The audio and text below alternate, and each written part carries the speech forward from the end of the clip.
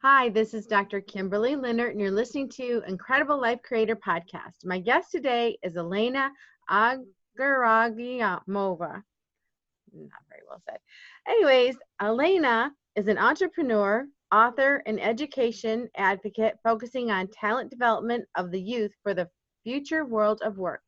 She is known for her ability to drive change within individuals and organizations that are looking to reach their potential and maintain their competitive edge in the business world. She has started her career in higher education, having worked across various institutions, departments, and regions. In her recent years, after moving to Dubai in 2014, she dove into business and founded a learning and development consultancy, as well as a digital solution for productivity and well-being in companies.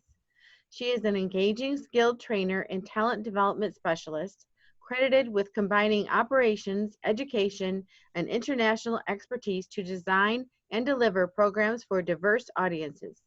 Elena has a strong passion for L&D, promoting creative and engaging workplaces, and all about optimizing performance through development of others with a keen interest in neuroscience.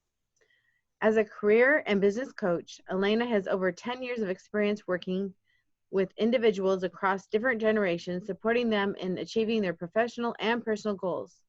She is originally from Republic of Dagestan in South Russia, grew up in St. Petersburg until the age of 13, and then moved to the States where she worked until moving to Dubai. She now lives in Dubai with her partner. Welcome to the podcast, Elena. Thank you. Thank you. Good to be here. Yeah, so just so people can get to know you, let's start out by you telling us a little bit about you, where you grew up, like in Russia, and how you got to Dubai and all the steps in between.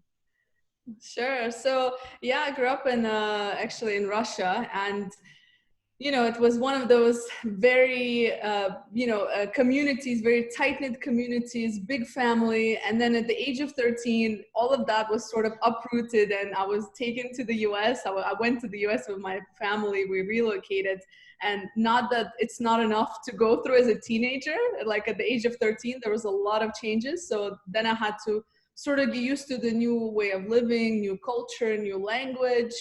So my kind of life transformed for the better, I would have to say, from age of 13. And then I ended up finishing all my school in there, university, and really just kind of finding myself essentially, and redefining myself as I was growing up there as well.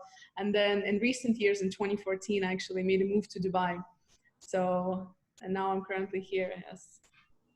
Mm-hmm. So when you went to university, what did you study there?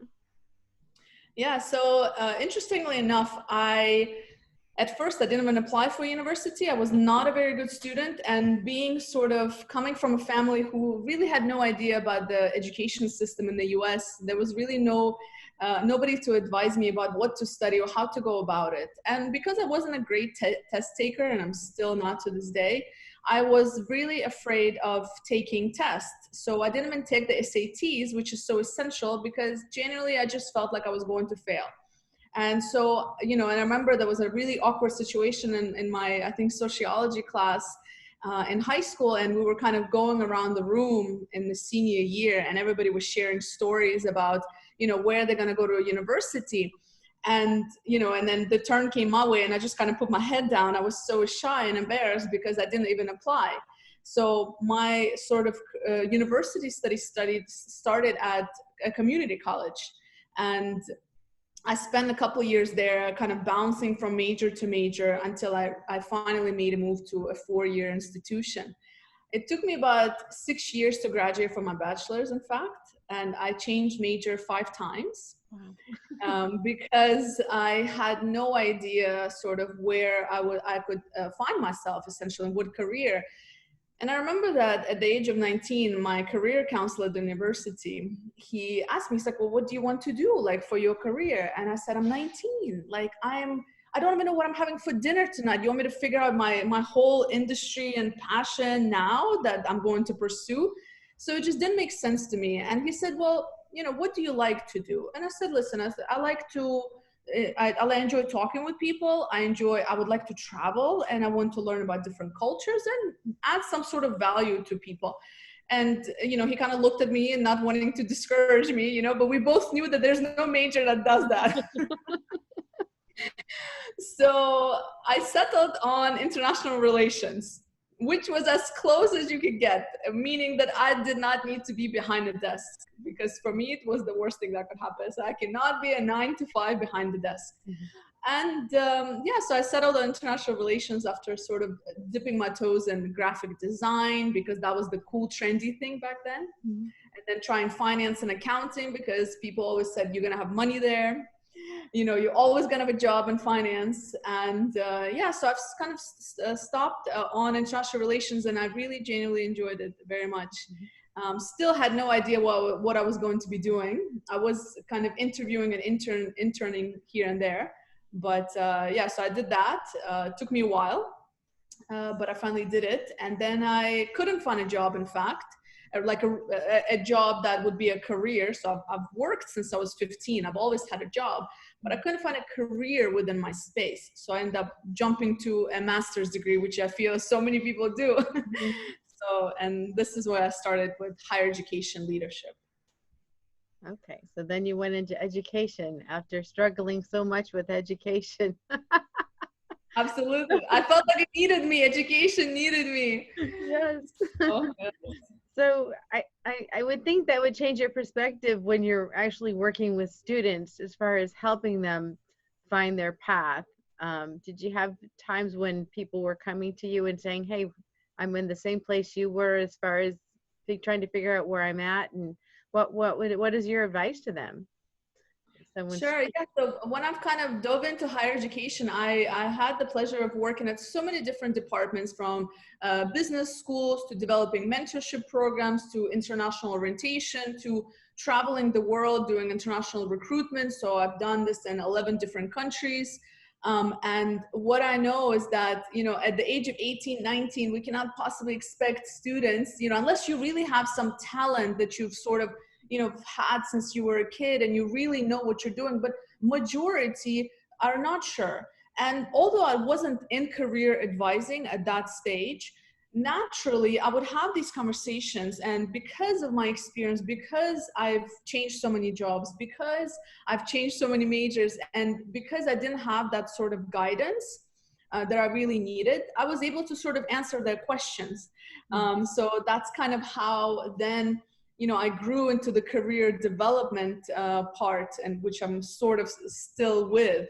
And yes, in fact, with students, what I always stressed very much, and particularly for students here in the Middle East, is to really get that experience, because this is what really helped me, because having that hands-on experience and real kind of, working, even if it's volunteering. So that's another thing, is I think it's often there's a misconception that just because you're volunteering doesn't mean that you're working, or because you're interning you're not working. People associate work with money. At a university, and even if you're in between jobs and you're getting some, maybe trying to get more experience for this new field you want to go into, or let's say you're a mother at home, just because you're not making the money in your salary does not mean you're not actually working. There's a lot of things that we do that is work, and that is experience, and that is learning. So the biggest thing I would always tell students is, if you're not sure where to start, trial and error. There's no better time to do but at university, which is why I took full advantage of it. I had no idea what I was doing. I wasn't doing it because I'm like, oh, I'm just going to try different things and find my thing. It wasn't that. It was because I just really didn't like what I was doing. And I was like, I can't work here. It's not me. So I would just change, and I would always source opportunities. So, and in the Middle East, there's a big challenge as well with having access to opportunities, to internships. So the culture of the Middle East and the organizations, it's a little bit different from the West. So I think in the West, in the US, at least from what I can speak on, is there's a lot of opportunities to just work. And my first job was at Subway at the age of 15, which is also for many people, they worked at, at an early age. I cannot tell you how much I give credit to that job at Subway, to that job at a hotel, to that job at a restaurant, how much value I give to my sort of understanding of people today, my understanding of business, my understanding of customer service, my understanding what it takes to earn a dollar. So, you know, and I had no idea then. I was, you know, hating it sometimes, like, why do I have to make sandwiches, you know, and like, you know, people are doing cool internships and here I am, you know, or I'm waitressing and I'm cleaning bathrooms and cleaning houses, you know, etc. But that taught me so much than I think any corporate job after this, and at a young age, I think that is important. So I always push to experience as much as possible. That's great. And so when you're advising people to get experience, do you just advise them to find something that they might possibly like and then just go ask permission or say, hey, can I work with you? Yeah, good question. So, and so in the States, for example, there's a little bit more flexibility. So I'll give a general example, and then maybe I can also focus on how it would go in the States and also how it would go in the Middle East, because it's slightly different. Generally speaking, when we're not sure what we want to try, you know, just taking a moment and maybe also with you know, with somebody, having a conversation about things that give you energy, what drives you, what is exciting, looking back at, you know, what are some projects you've done in school? What are your hobbies? What do you really enjoy? Are you a person that wants to do technical stuff? Are you a person that wants to sit behind a computer? Do you like math? Do you like crunching numbers? Or do you want to work with people? Start with the basics, which I think are essential. And why I say that, because now I work with mid-level to senior level professionals who are looking for career change. And you'd be surprised how often they end up going back to what they wanted to do when they were younger. Mm-hmm. They always go back to that because, you know, it's one of those things that I also knew what I wanted to do. I said, I want to talk to people. I want to explore the world. And the funny part is that's what I do today. I travel, well, pre-COVID, but I travel to do different sessions. I work with different cultures. I talk to people, and I'm helping, hopefully, in some way as well. Right. So, and and there was no job description for that. There's no sort of jobs or major for that. But essentially, I think just listening to that and being curious about those things that you can explore. It may or may not lead to your career, because passion is not always going to lead to a career. Sometimes passion in a hobby is passion in a hobby. So we just leave it as that. But so starting with that, you know, and kind of looking at different pathways, right? You don't need to stick to one thing. Just look at the different pathways that you might want to explore. That's number one. Step number two, then looking at who can potentially provide you the opportunity. In the States, you have, of course, universities that you can speak with who can provide those opportunities. There's also, you know, it's quite the norm to work at, you know, the Starbucks of this world, or the, you know, restaurant business, or hotels, or perhaps an internship at a marketing agency. It's a little bit, perhaps there's a little bit, it's a bigger market, right? It's a bigger market in general. In places like the Middle East, it might be slightly more challenging, just because unless it's a multinational, it's a little bit difficult to find those opportunities, and it's not as popular here. And because you're on a visa here, you cannot work. There's a lot of work restrictions for students because of visa. And 85%, if not 90%, of UAE population are expats on a visa. So you're not allowed to work. And there's some small nuances as well when it comes to this part of the world. But this is where you also have the world of the internet. You can do projects on platforms like Freelancer, Fiverr. There's a couple of other ones that are popular in the States and here. You can volunteer. You can find a company or a person you aspire to and say, listen, you know, I know that you're doing this. I would love, can I shadow you for a day? Not everybody's going to be okay with that, but your job is to try and ask. That's it. Your job is not to make decisions for them. And some people will say yes, some people will say no, and that's all right. But your job is to take responsibility for what you can control, which is doing your homework, doing your research about the company, about the person, trying to get people to connect you, university services that can help you, maybe school, maybe organization, alumni services, maybe you're part of a community. There really is a ton of information out there. It's just about, are you willing to put in the work and to do the research and to ask? That's it. Yeah. So asking is so important.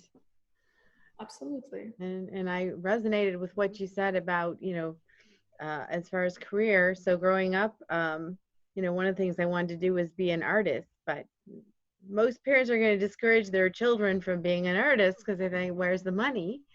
And, about 4 or 5 years ago, I started doing art classes, and now I do art all the time. And, it's, we have to go with our passion, regardless of how old we get. Absolutely, absolutely. Because at some point you're gonna want to do it anyway, and it's Mhm. you have to make time for these things. You have to make time for these things because you never know where they might lead. Mhm. Absolutely. But to actually go out and ask, and you have to be courageous. You have to overcome, fears. So let's say someone's thinking, yeah, they want to make a move, whether they're 18 or, 60, they all of a sudden they want to make a move, they want to ask for an opportunity. How do you get up the courage to do that? Absolutely. So yeah, maybe it wasn't the fair statement in a way that just go and ask. Yes. So maybe I should elaborate on that because, and this is the advice we said, well, just go and ask, just put yourself out there. But understandably, of course, there's people that are shy, that are introverted, that simply don't have the experience. And I was one of those people. I spent majority of my 20s being very insecure about just many things, essentially, but essentially about what value can I possibly bring to a company and who would want to talk to me. So that's a different story for a different day in terms of overcoming that. But what I can tell you is I can very much relate to that. So what I know works is, find what works for you. So if you're an extroverted person, of course, it's much easier for you to sort of go. You're going to make a mistake. You're going to make yourself maybe look silly sometimes. I've been at networking events where I really should not have spoken. And, if you don't know something, you don't know something. So, just don't say anything. But, granted, you have to go through these experiences. Right. So if you're an extrovert, the best thing you can do to make sure you have productive conversations and minimize the risk of perhaps embarrassing yourself or getting a no because you didn't prepare is to just do your due diligence and prepare and understand who you're speaking with, where can you add value to them, what are the things that you can offer to them that, it's about giving your time as well. And I know on LinkedIn, for example, people reach out to me sometimes and they say, "Oh, can you take a look at my profile and tell me where do you think I should work, or where do you think I can fit in within your company?" And that's giving me homework, right? So don't give other people homework about your life. It's you need to know what is it that you want from that person. Make it easier for people to help you. And if you do your homework and if you prepare well enough, then you're more likely to get to a yes at that when you do ask. Right? So if you're an extrovert, maybe quite simpler. Just follow these steps. If you're an introvert, these days is actually beneficial for you because you don't need to meet people face to face. You can excuse yourself for a Zoom meeting.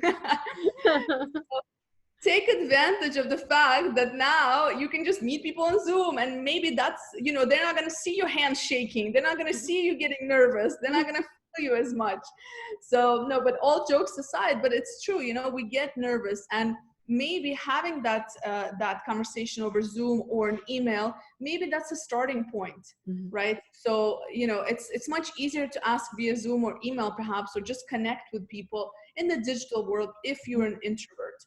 And and even if when we do go back to normal, right, if you're an introvert and you're looking to network and build those relationships, it doesn't mean you need to go and go to these big events with a lot of people. Don't do that to yourself, right? So go to places where maybe or go to an event where perhaps there's a couple of people standing to the side, maybe approaching them. So you don't need to be going to big groups. Find that just one person to connect with.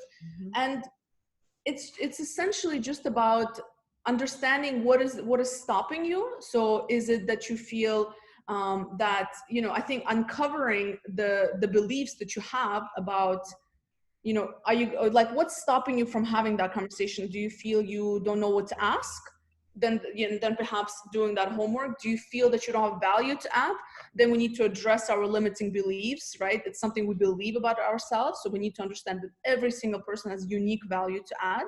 and you have something, it's something that you can help people with, that you can add value to them or their companies. So understanding where's that fear coming from, where's that insecurity coming from, is probably one of the sort of pre steps even, because that will make it a lot easier for you to then go and ask, if you tackle those underlying kind of root causes of your perhaps ability to, or shyness or insecurity to go and just ask, right? Exactly. And it does really help to prepare. I know if you go in prepared and already know what you're going to say or how you're thinking or what you're going to share, it's so much easier than trying to just wing it, if you will. Get up there and just go blank, or because I tend to be more introverted. So it's like I need to prepare what I'm going to say and, what my intention is ahead of time. Yeah. What's interesting is that I used to wing it all the time, and it's not the best strategy. And that's because I was always sort of, I'm sort of a mix. I don't know if everybody's really extrovert, introvert. I think we're just a mix. So there were times where I would be just sometimes overly confident in some areas, right? And I would just wing it, especially as I kind of grew to build myself a little bit more, to work on myself sort of worth, if you want to call it that. And it's not the best strategy, but I've been there as well, where you just kind of wing it. So don't wing it. Even if you're an extrovert and you feel that you can, it's always better to prepare. Absolutely. Definitely. So there's a lot of people in a situation where they're, whether they want to or not, they're going to have to make some type of career change, because one, their job is no longer there, or things are changing, and now they're working at home and they were working in the office. So there's so many changes going on right now, and some people will be doing what you did, which is basically you invented your career, because there was no career. What you're doing right now, there was no career, but you created your own career. So talk about how people can actually start to think about that, and think about, one, what would give them the most fulfillment, but at the same time, you still need that security. Everybody needs some kind of financial security to continue on. So just talk about how people can address that. Yeah, so it's a great question, and maybe we can also separate it into sort of two different groups. So one, we have the sort of, fresh graduates, maybe people that are looking to explore careers, maybe they have a couple years of experience. And then we have the group of sort of mid-level to senior level professionals that are looking for career change. And if we start with the mid-level to senior level professionals, there's a couple of things that become challenging. Number one, I would say, is that, well, the good news is that the market is much more acceptable now for career change seekers. On the con side, though, what happens is at that level, the jobs that are available or 85%, according to some statistics, are not advertised. So meaning that, let's say you know what you want to do and you want to make that career change, but your previous field is slightly different. The chances of you going into this new career is going to be challenging if you go the traditional route, meaning that if you spend that time applying online. So the first step I would take, so here we can also split in two categories: people who know what they want to do, they have a clear idea of where they want to change their career, and people who don't know what they want to do, which career they're looking to. They just know that whatever they're doing now is not it. So if you do know where you want to go, this is where you need to understand that those jobs are not going to be advertised. Majority of mid-level to senior level jobs are going to be on internal networks, meaning that it's done through referrals, through recommendations, etc. In addition to that, when it comes to career change, unfortunately, many companies and HR people will still look at your CV and base it based on your previous experience. So depending on the gap, so depending on where you are, where you want to be, if that gap is quite a jump, your CV will not make it through the system. And even if somebody sees it, they will not hire you simply because you're not going to be checking their boxes. So this is where you need to take control of the narrative and don't let people make assumptions. You need to take control of the story you want to tell to the network. Meaning you need to have a very strong personal brand. Everybody from fresh graduate till the end of days.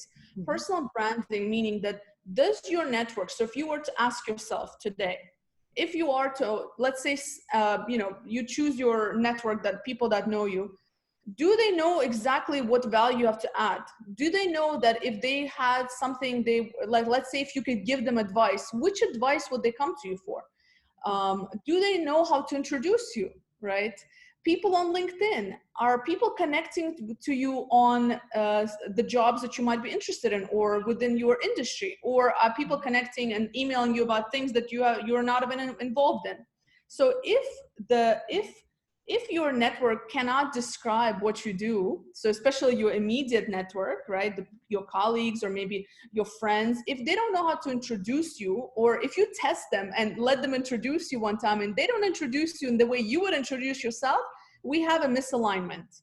Meaning that whatever you want people to see about you is not aligned. That means that your network does not see you in a way that you want to be known. And that you need to address. And you can do a quick survey. Actually, this is what I do with my clients. They can do a quick survey where you send an anonymous survey. You can do surveymonkey.com. It's for free. And anonymous survey, ask your network 3 questions. Question number 1, if you were to come to me for advice, what it would be for. Question number 2 is if I were to win an award, what it would be for. And question number 3, 3 words you would use to describe me. So you can test your network. So if 30 out of 40 people you've emailed this to, and make it anonymous, if 30 out of 40 people you emailed this to gave you an answer that you did not expect, then you might want to realign your personal brand. When it comes to career change, it's almost like you have to reintroduce yourself. Meaning everything tied in with your personal brand, your LinkedIn, your CV needs to speak that. It needs to describe that. But as I mentioned, I would not even use a CV at mid-level career change. I would go purely LinkedIn, connecting with people, building that content. Personal branding is a whole different topic on its own, so I don't want to go too much into it, but definitely focus on that. 87%, again, according to some statistics, 87% of recruiters will look you up on LinkedIn and social media. So make sure that speaks well about what you want to be known for. Reframe. So that's a bit about, sorry, I can talk about this part for hours, but that's a bit about for those that are interested in career change and they know what they want. So this is where really they need to step out of their comfort zone and make those connections. And don't be afraid, because you have a lot of experience and a lot of value. And I really want people to stop, get out of this mindset that, if we turn 40 or 45, it's too late to make a change.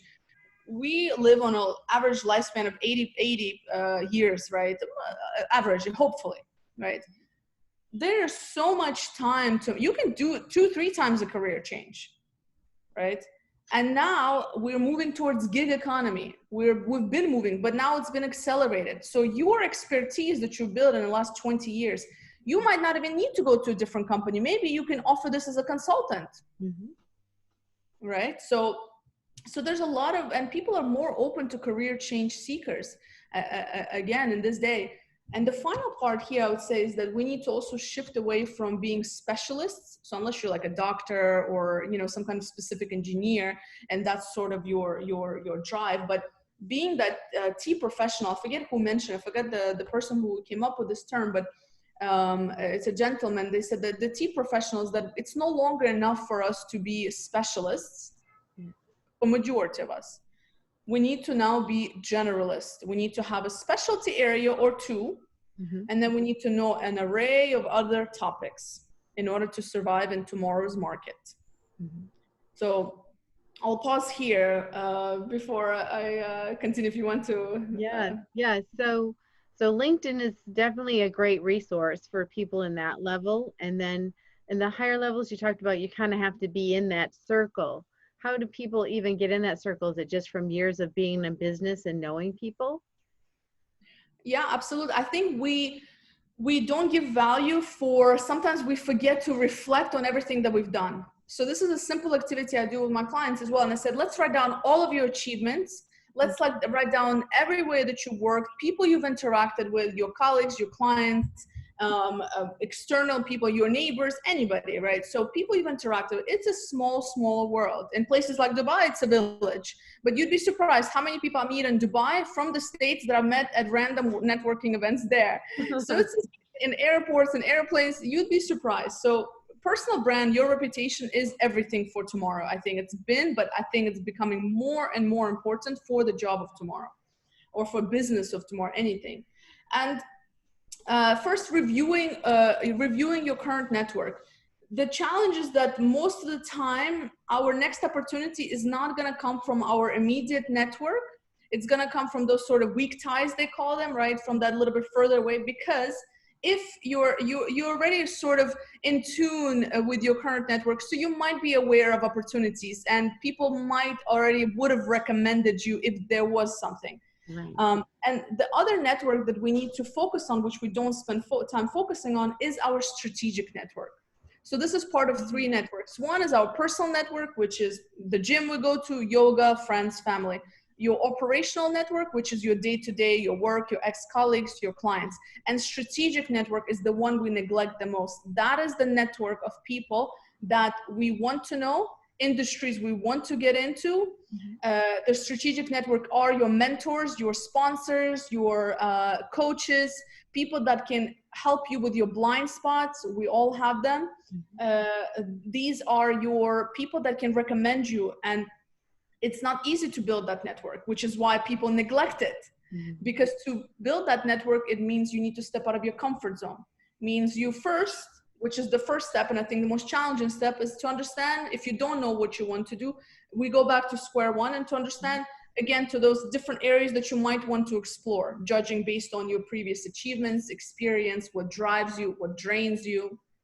Understanding that, we can then come up with perhaps areas where we can add value.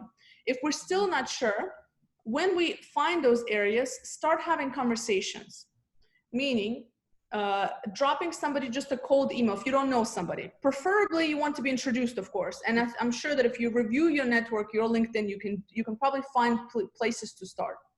So the best thing to do is, if you're sending a cold email, is to keep it short.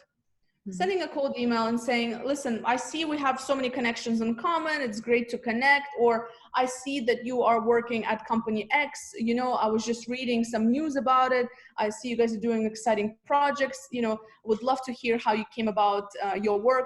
Just getting information about industries or companies you might be interested in. Because what you're doing is you're getting information, you're exposing yourself to a new network as well, and you're asking easy questions. You're not asking people for a job or to send your CV. You're just asking them for information they can answer. Tell me your career story.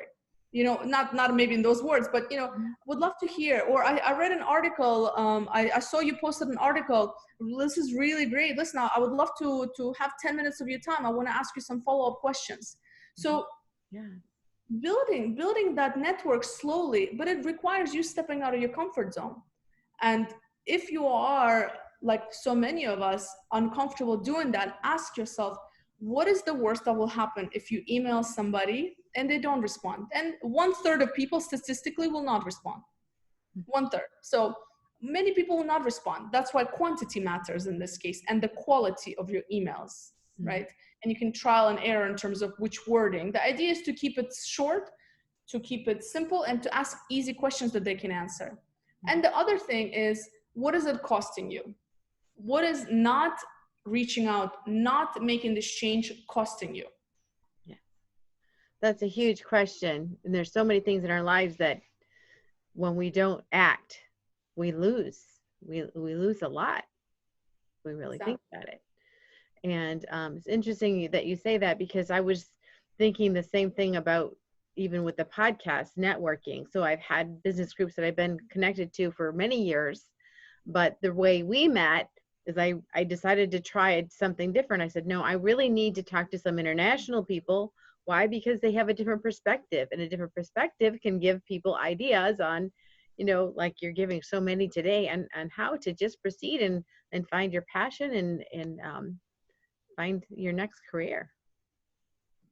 Absolutely. Yeah. And, I think also it's important to identify that, and especially in this part of the world, what I think might be different, and maybe in other countries as well, is that sometimes you're in a situation where change is not the best time at this time. But I think that you need to, when you are looking for a career change at any level, you need to ask yourself some questions like, for example, what are your non-negotiables, right? I think it was Dr. Dawn Graham in her book, it's called The Switchers. She really makes a good point. She says, what are your non-negotiables? So is your non-negotiable is that you cannot relocate for your job. That's a non-negotiable. Do you have a health condition that means that your next job needs to have a really strong health insurance? Do you have kids where you cannot be as flexible, maybe traveling for business all the time, right? So again, just awareness of things, and looking at, financially, are you able to perhaps take that step back? Are you willing to? Because when it comes to career change, depending on how big the jump is, there's always going to be a trade-off. Change is rarely pleasant at the beginning, rarely pleasant. And that's because because we're moving out of our comfort zone. So you need to make a decision to yourself. First of all, if you're even thinking about change, that means you need to shift if it's in your mind. So it's not for everybody. There are people who are happy just being where they are, and that's beautiful. There's, who are we to say everybody needs to change, right? But if you do have that thought, then you might as well get into that uncomfortable zone, and and then there are also situations, as I was mentioning, like in this part of the world especially, is that sometimes you cannot change. You have responsibilities, and we all have responsibilities. We all need to make a paycheck. So sometimes going after your passion might not be an option at this time. Maybe not at this time, but at least you've had this conversation with yourself. You faced and you said, not this time, but what can I do today that 2, 3, 5, or 10 years from now, I can make the change? Maybe it's not realistic now because I have a family, I have people to support. Maybe going back to my home country is not an option, as for so many people in the Middle East. They come from war-torn countries. They don't have a home perhaps to go to. So they cannot just jump from job to job, and it's a small market. But can you do something in your day to add a little bit more joy? Can you do your hobbies and your passions? Can you try to leave work on time and not work till 8 p.m. and be there with your family? Do things on weekends that you enjoy. Learn to disconnect. Can you add value to your life? And that way, absolutely. There are other ways to feel fulfilled, even if you cannot make a change at that time for whatever reason. Exactly. And then when people are actually at work, let's say they're in a job that they enjoy, but there's always stresses of the job and things. So how can they make their work day more conducive to healthy mental health? Yeah, absolutely. That's a big topic for us here. This is exactly what we do with my companies. We focus on productivity and well-being of employees in corporations, and the numbers are just really sort of scary in terms of how many people are just continuously stressed and feel anxious. In the Middle East, in particular, in the UAE, for example, 40% of employees feel anxious on the regular. I think that in the States, I think because we're people, it's going to be more or less similar statistics. Anxiety is higher than it's ever been around the world, especially among the young population, especially because we kind of perhaps experience different generations, we kind of experience change, and we've experienced, the changing world of work, and our expectations are a little bit different. The younger generations experience a lot of anxiety because their expectations of what work should be is different. For example, today millennials and younger generations are much more driven by the purpose of the company versus making money. Money is not as important to them on the list of ticking points versus for somebody who's maybe in their 40s or 50s, because they have a family to support, versus younger ones, they're more connected to the purpose, to the social responsibility of the organization. Like, why am I doing this? What's my purpose here and the organization? And but yes, I think across board people are experiencing this, and and this is an important thing to tackle because it affects everything else in your life. So getting to that root cause of what it is important. when people come to me about career change and they say, listen, I just want to change my job. I want to change my job. I don't like it. And we start getting deeper into what is it about your job what is it specifically? They realize that it's not their company or it's not their job. It's their manager that they don't get along with. So that's the issue they need to tackle, right? But it's easier for say, I just want to change my job. It's harder to say, I need to work with my manager. I need to have a difficult conversation with my manager. I need to adjust. I need to, whatever you need to do. Or or if they're going through transformation, like many companies are going through restructuring, reorganizations, and they go into panic mode because the individuals, and it's understandable, our need is to be secure. That is based, if you look at the hierarchy of needs by Maslow, right? This is our basic human need. We want to feel secure in our jobs. And unfortunately, many companies don't make us feel secure. And so understanding what is the root cause of your anxiety, if there is, sometimes it could be as simple as, listen, you're not sleeping enough. You're not making time for your well-being. You enjoy your job. And then, so that's what we do. We kind of dissect. What is it? Is it really your job? And if it's not your job, what is affecting you? Is it the home environment? Is it the fact that you are not eating properly? You're not exercising. You're not spending more time enjoying yourself, right? The idea of leavism, this is one of the biggest challenges in organization, leavism, which is we don't disconnect. You leave the company, you leave your work, your office, but you don't disconnect. That's on you. That's not on your company. Partially, your leadership also needs to make sure that you know that you can disconnect. Mm-hmm. So that's, so they need to provide that employees understand that you don't need to work till 8 p.m. just because you're working from home right now. Right. So that's a big challenge. And this is where leaders can really take charge. And if those people that are in management positions, don't send emails at 8 p.m. or 9 p.m. at night. Schedule them if you need to, if you feel like you need to type it out, schedule.